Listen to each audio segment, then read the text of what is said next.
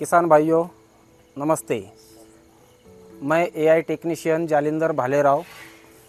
मेरा जो एआई करने का तरीका है जिससे मुझे ज़्यादा से ज़्यादा कंजप्शन मिलता है वो मैं थोड़ा सा आपको बताने की कोशिश कर रहा हूँ। सबसे पहले मेरे पास ये जो है ये वाटर का सीमेंट का थॉइंग करने के लिए जो हॉट वाटर चाहिए जो कि प्रॉपरली 37 डिग्री सेंटीग्रेड पे चाहिए, उसका एक यूनिट है। ये यूनिट क्या करता है कि आप हमें 37 डिग्री का प्रॉपर टेम्परेचर देता है थॉइंग के लिए। इसमें अंदर वाटर डाला हुआ है। तो सबसे पहले एआई करने के लिए जो टेम्परेचर रहता है सीमेंट डोस को थॉइंग करने के लिए वो ही सबसे बड़ा रोल प्ले करता है। मैं आपको एक स्ट्रॉ लोड करके दिखाऊंगा जिससे आपको थोड़ी सी आइडिया मिल जाए। सबसे पहले सीमेंट का डोज बाहर निकाला, 3 से 4 सेकंड उसको हवा में रख के इसको अभी वाटर में डिप कर दिया।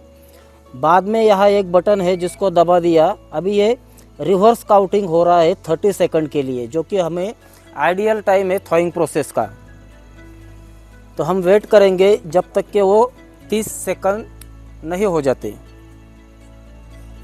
ये 30 सेकंड होने के बाद प्रॉपर बीप करेगा कि अभी हमारी सीमेंट डोस तैयार हो गई है।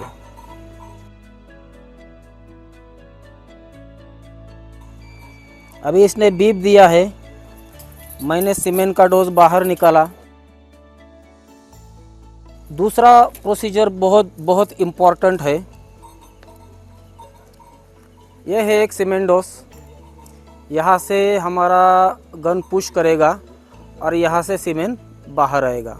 तो दिक्कत क्या होती है रिपीटेशन में। एआई टेक्नीशियन अगर ऐसे सीमेंट का डोज डालता है, ऊपर से कट करता है और फिर अगर गन लोड करता है तो उसमें रिपीटेशन बढ़ जाता है। उसका रीज़न ये है, ये जो सीध बोलते हैं हम और ये जो बीच में जो डॉट है प्लास्टिक का, उसके बीच में थोड़ा सा ऐसी जगह है जहाँ पे ये स्ट्रॉ फिट होनी चाहिए। अगर इसको हम ऐसे ही अगर लोड करेंगे तो प्रॉपर फिट नहीं होगी। तो हमें प्रिसियसली ऐसे कट करना है। कट करने के बाद ये बात बहुत इम्पोर्टेंट है, यहाँ पे स्ट्रॉ ऐसे फिट होनी चाहिए। अगर ये ऐसे फिट हो जाती है तभी आपका इस स्ट्रॉ में से जो स्पर्म है, सीमेन है, वो यूट्रस में प्रॉपर डिपॉजिट हो जाएगा। इस तरह से हमने इसको लोड किया। ठीक है। अभी आप देखिए ये जो आगे का पॉइंट है, अगर नीचे से मैं इसको पुश करूं तो आपको देखना है कि देखो ये डॉट आया बाहर, मतलब सीमेंट प्रॉपरली बाहर आ रहा है जो कि यूट्रस में प्रॉपर डिपॉजिट हो जाएगा। ठीक है, ओके।